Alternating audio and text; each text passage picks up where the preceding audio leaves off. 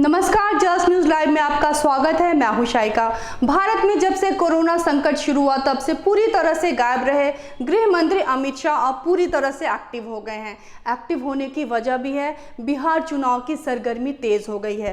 ऐसे में अमित शाह ने वर्चुअल बिहार जनसंवाद रैली के जरिए चुनावी बिगुल फूंक दिया है। अमित शाह की वर्चुअल रैली ने इतिहास रच दिया।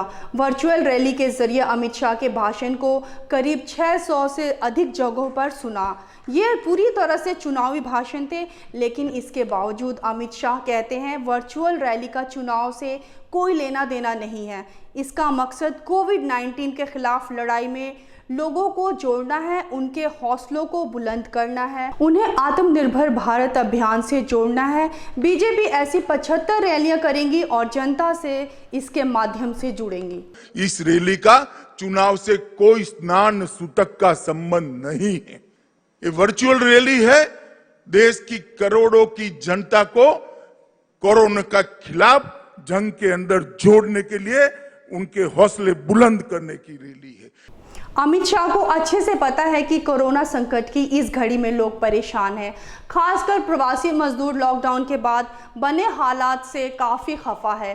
भूखे प्यासे सैकड़ों हजारों किलोमीटर पैदल चलकर प्रवासी मजदूर अपने घर पहुंचे। उनका जख्म अभी हरा है, इसलिए अमित शाह वर्चुअल रैली के जरिए उनको मरहम लगाने की कोशिश कर रहे हैं। अमित शाह ने कहा कि देश की 130 करोड़ जनता पीएम मोदी के साथ कोरोना की लड़ाई में चट्टान की तरह खड़ी है। देश का कोई भी कोना हो, उसके विकास की नींव में बिहार के व्यक्ति के पसीने की महक है। जो लोग उन्हें अपमानित करते हैं वो प्रवासी मजदूरों के जज्बे को नहीं समझते हैं। एक तरफ अमित शाह वर्चुअल रैली कर रहे थे और विरोधियों पर शब्द बाण छोड़ रहे थे, वहीं बिहार में राष्ट्रीय जनता दल ने थाली बजाने और थाली पीटने का कार्यक्रम रखा। आपको अमित शाह की एक एक बात सुनवाएंगे, लेकिन उससे पहले आपको दिखाते हैं कैसे पटना में आरजेडी के तमाम नेता थाली पीटते नजर आए। थाली पीटने वालों में सबसे आगे पूर्व मुख्यमंत्री राबड़ी देवी, तेजस्वी यादव और तेज प्रताप यादव शामिल हुए। इसके अलावा आरजेडी कार्यकर्ताओं ने भी सोशल डिस्टेंसिंग का पालन करते हुए थाली बजाई। आरजेडी ने थाली बजाई तो अमित शाह को चुटकी लेने का मौका मिल गया। उन्होंने कहा कि वो देर से ही सही, लेकिन प्रधानमंत्री नरेंद्र मोदी के थाली बजाने के आह्वान में शामिल तो हुए। इसके लिए उनका धन्यवाद। कुछ लोगों ने अभी थाली बजाकर ये रैली का स्वागत किया है। मुझे अच्छा लगा कि देर सवेर मोदी जी की अपील को उन्होंने माना और कोरोना के खिलाफ थाली बजाकर जंग के अंदर वो जुड़ गए। वर्चुअल रैली में अपने संबोधन में शाह ने कहा कि बिहार में नीतीश कुमार के नेतृत्व में एनडीए 2/3 बहुमत से सरकार बनाएगी। बिहार में चुनाव है, मुझे भरोसा है कि श्री नीतीश कुमार के नेतृत्व में 2/3 बहुमत के साथ एनडीए की सरकार बनेगी।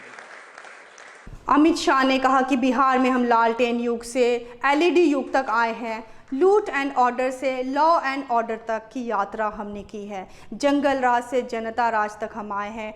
बाहुबल से विकास बल तक हम आए हैं। बीजेपी के वर्चुअल रैली और अमित शाह के जनसंवाद रैली पर भी तेजस्वी यादव ने हमला बोला। तेजस्वी ने कहा कि केंद्र और राज्य की सरकार ने प्रवासी मजदूरों को परेशान किया है। लोगों के पास न खाने को भोजन है और न ही रोजगार के साधन। इस लॉकडाउन में 12 करोड़ लोग बेरोजगार हो चुके हैं।